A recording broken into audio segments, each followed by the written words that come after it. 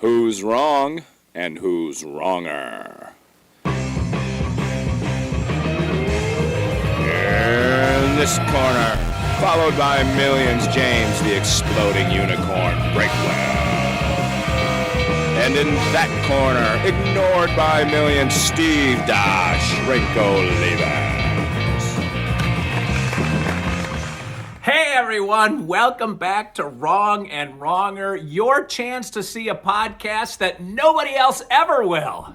I am Steve Leavers, Dr. Steve. I am in hiding with my partner, James the Exploding Unicorn Breakwell. And James, how does it feel to have literally ones of fans all over the one place in Toronto? You know what? This weekend, at one gathering of 6 people, I had 2 people tell me they watched an episode. Now, those 2 people, two of them, well, one of them is my brother-in-law, which just shocks me. Like, anytime anyone who knows me in real life watches this, he said it somehow auto-played on his computer when he was doing something else, and he just didn't turn it off. And then the other one is one of the 2 friends I keep writing about. We went up to the wineries with them, and we have board game nights with them. And obviously, she's never going to watch one of these videos. But yet, one time she did for some reason. And she was just confused. She said, you call it Wrong and Wronger, but there's no debate. She didn't go back and listen to the prior 500 episodes to get the backstory. And so then I just felt bad about myself for the next week. I was like, I'm sitting here putting out this terrible content, and actual human beings I know have accidentally watched it. And that's upsetting, Steve. I have made the world a worse place. Wow, I don't typically get that from people, but it's surprising to me. And you probably get this more on your Exploding Unicorn social media sites, where people will say to you, like, either they like your jokes or your pictures or how are your kids doing, like something that implies they are paying attention to something that you don't ever, and if you're like me anyway, you don't ever really think about how many people pay attention to. Right? Did that make sense? Yeah, it does. Well, it's because the numbers you see on social media are all just, made up and meaningless. On Facebook, it's like 1,000 views, but that's 1,000 people who saw 3 seconds of your video with or without sound. On Twitter, I had 1 million followers there for a minute. It's dropped by 100,000 in the last few months. But then all indications are the view numbers on there are just made up. And after a while, you just stop thinking about it. You're like, well, I'm going to assume that nobody can see this. And that's not true either. I probably skewed it far in the other direction. I should probably remember that when I say things or write things and put it out on the internet, probably someone will see it. Not many people, but someone. Well, you saw something I did last week. You actually liked one of my tweets that didn't involve you. I was, be still, my beating heart, sound James like Breakwell. Me. They changed the timeline now, so I only see random people. I see random people I don't follow, and I see you. Although it does upset me that I liked something you did. Were you showcasing an injury or perhaps a building that had burned down? Like, what was it that I liked? I cannot remember. I made a note I took a picture of it on my phone. You didn't even know what you're giving me a hard time about. But all I brought that up to do was to say, you like me. You really like me, James Breakwell. You can't hide it under a bushel anymore. Oh, I would never hide my feelings to you. I blurt them out and usually say them over you when you're talking. So that's just there's no illusion of my animosity. But animosity comes from a place of I wouldn't say love, but from a place of like. You can't give someone a hard time if you don't appreciate them on some level. That is how dudes connect. I mean, if I were on here and I were completely polite to you, you would know that I hated you. Like, it would be very clear. There would be like, man, that guy was so polite to me. He wants me to die. Like, that's just... Wow. It's funny, though, because Mrs. Steve always marvels at how within a week or two of knowing somebody, the rhythm between us is always the same. That they're like the waitresses at the diner. Like, they sort of hit me when they go by, and one says, "I'm going to knock you down in the parking lot." Like there's just a certain cadence that goes with people who like each other. And I guess I take that as a metric for, yeah, I guess I am well liked. Yes, well liked by how many people hate you. It's a confusing world, Steve. You can measure it. You can measure it however you want. And I did say, what did I like? Maybe was it your post about a bunch of meat? Oh, it was. Thank you. Yes, we bought a quarter of a hog, or a quarter hog. I don't think we have prepositional phrases out here. We bought a quarter hog. Yeah, because I mean, I don't necessarily like you or anything you do, but I do like meat. So I mean, that really wasn't a like for you in any way. Let's be specific here with what I was approving of. Yeah, I've done half a cow several times. I've never done pig. I don't know. When you buy like chunks of animals, the math gets complicated. Like you got to figure out, because there's like, you're right. You're factoring in like 9 different cuts of meat, and you don't know exactly how much of each one you're going to get, and the price at the grocery store constantly fluctuates. So I'd say I like buying big chunks of animals, because then you have big chunks of animals in your freezer. But after a while, I stopped doing it because I figured I'm probably not saving money, and my taste buds are too unsophisticated to tell the difference. I will just get my bottom shelf swill from the grocery store. Well, is that one of the reasons that you bought the side of beef, was to get better tasting or better quality meat? I'd heard that it was better. Also you get steak too, because I never like steak individually is so expensive that I can never like splurge on that. I look at that and I'm like, I'm a garbage person. I am not worth this meat. But if that meat is just included with like 300 pounds of ground beef, I'm like, oh, I'm worthy of freebie steak. So that's kind of how I worked it out. And every time I did, I mean, yeah, that's the most steak I've ever eaten, was every time we got a side of beef, but that, or a half of beef, whatever you call it. But yeah, do you ever go to the store and just like buy steak, just straight up steak? No. Yeah, we will splurge like for New Year's Eve dinner or something, but otherwise, heck no.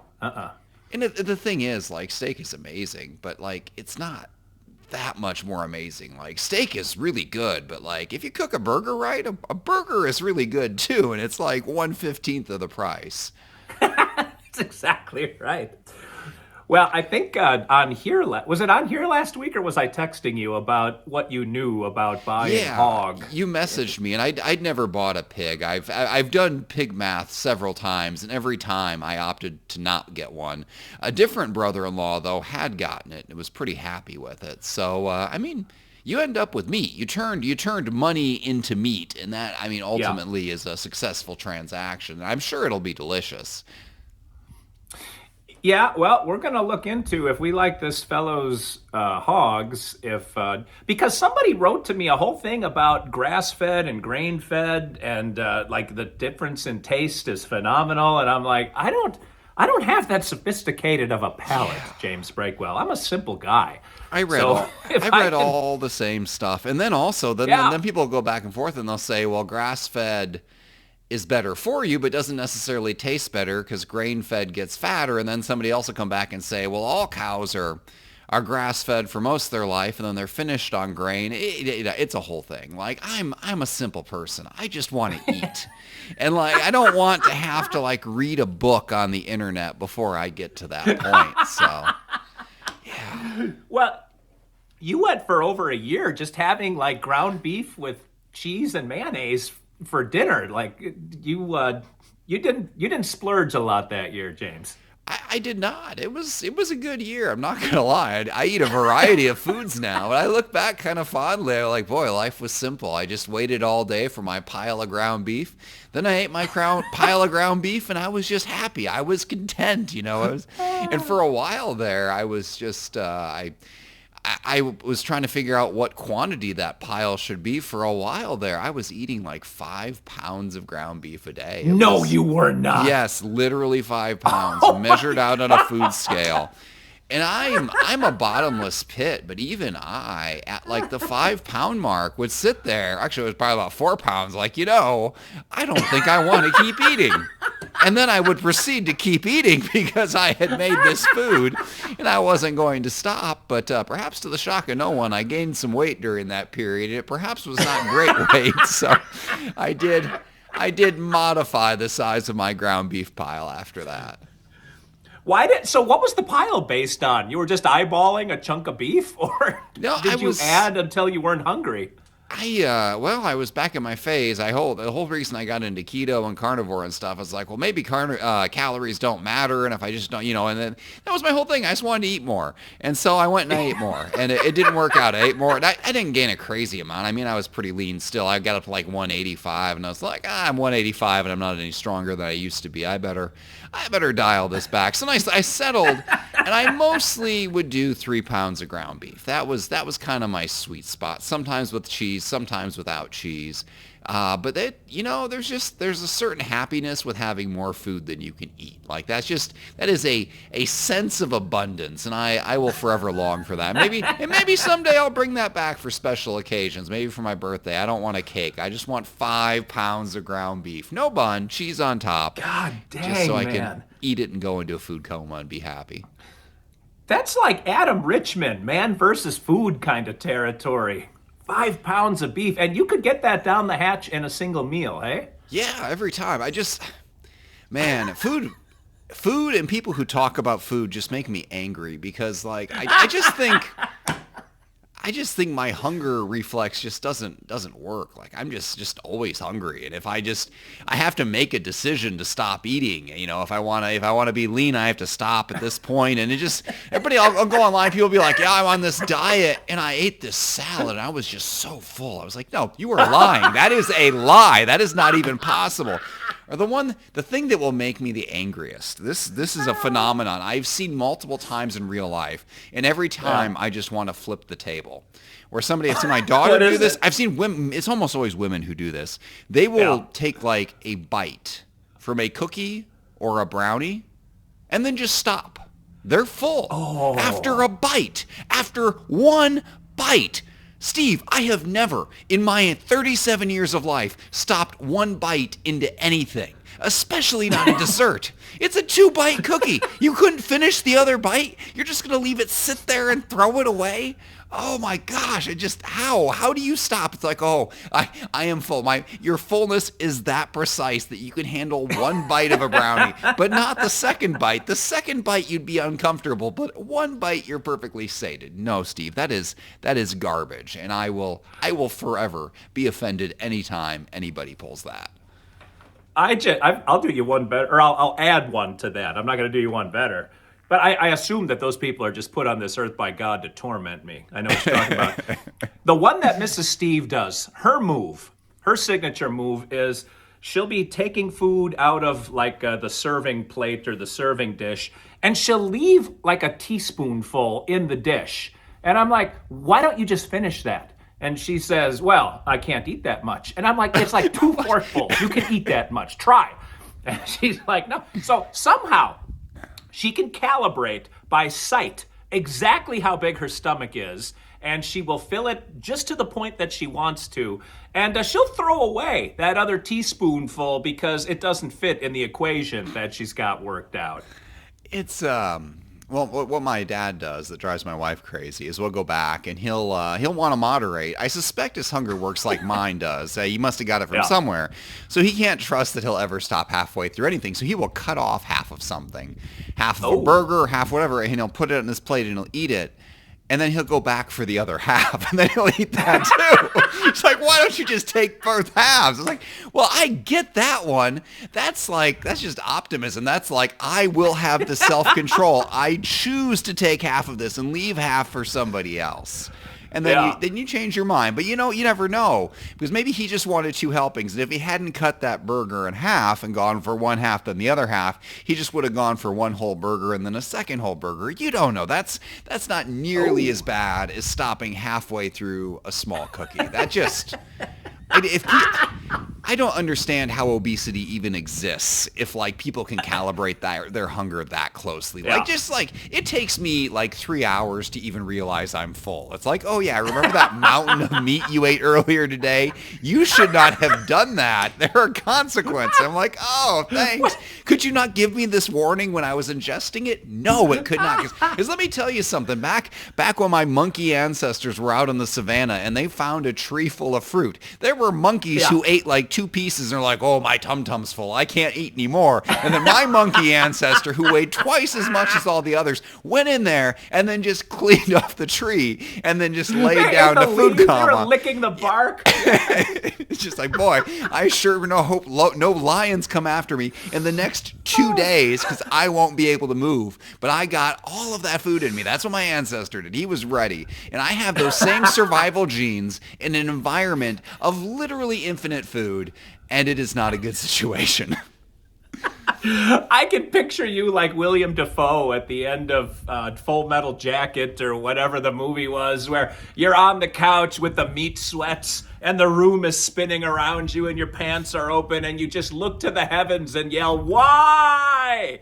And then the next day, all of that disgust and self-loathing washes away and a new 5 pounds of ground beef goes down the hatch. Yeah. Oh! And It's awesome. I think that's kind of how I stay weight stable. Is I was always kind of like, I would force myself to eat less like every day of the week. And then like there'd be a one day on the weekend or every other weekend where we go out or we go to my parents' house.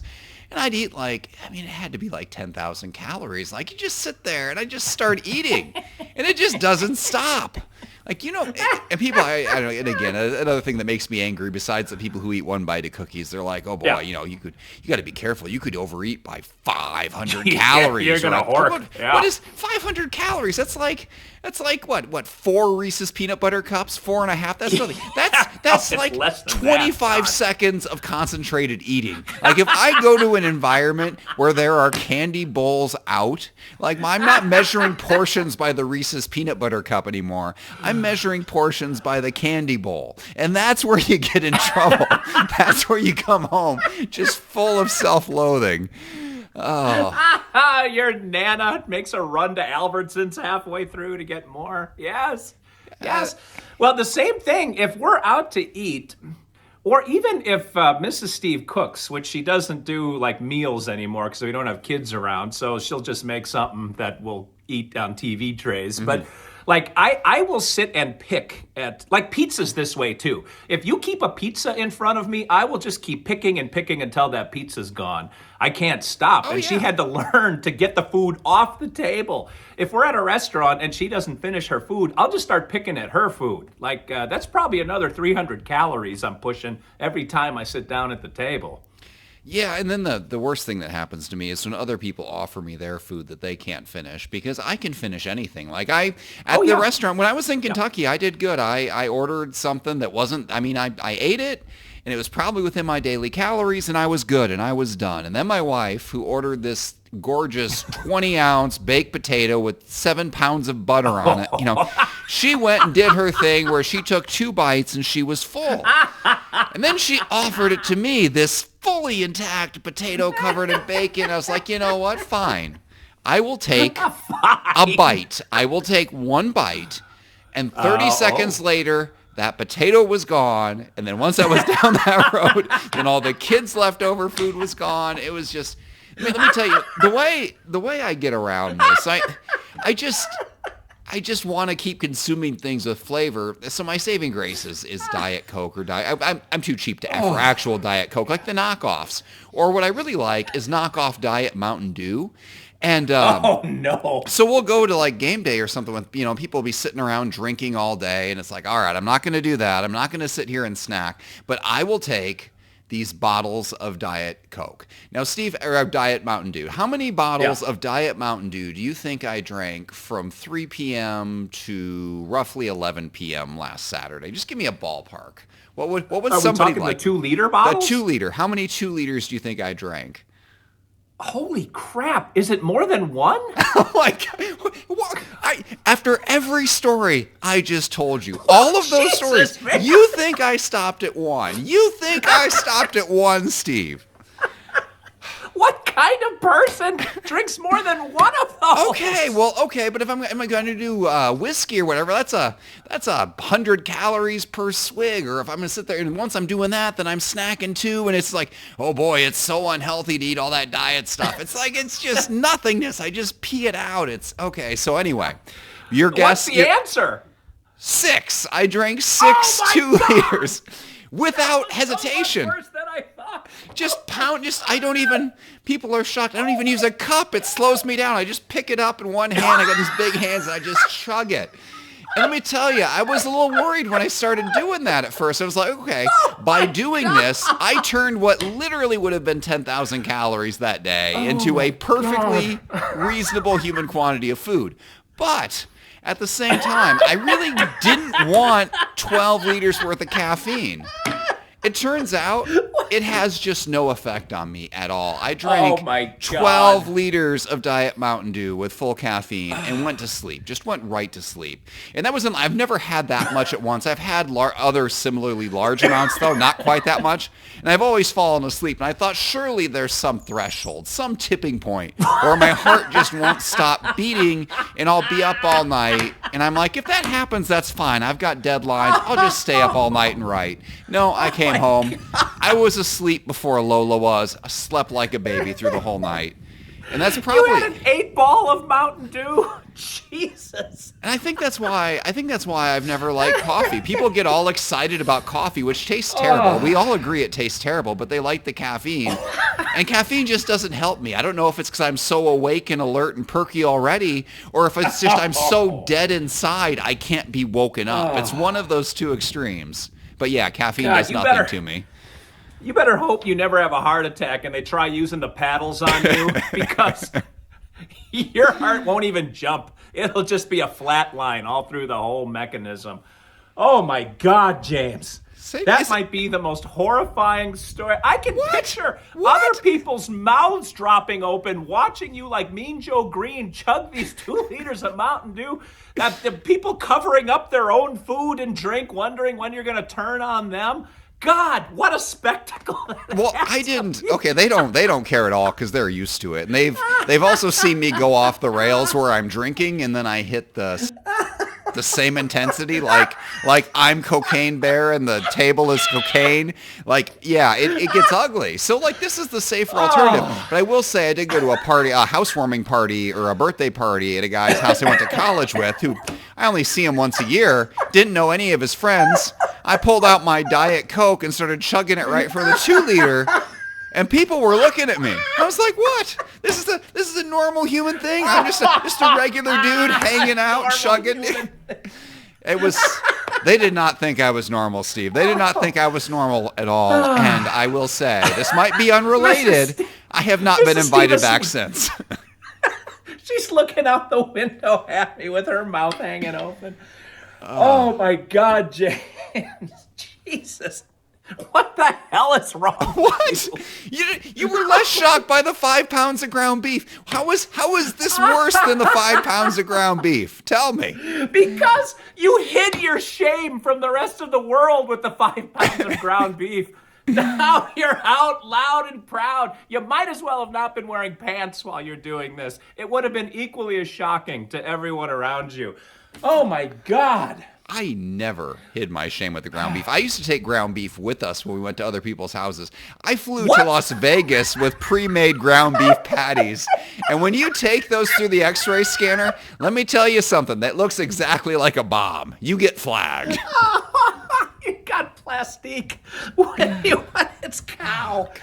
I didn't realize all the things that are wrong with me till this very moment, till this conversation with the jester on the other end laughing at me.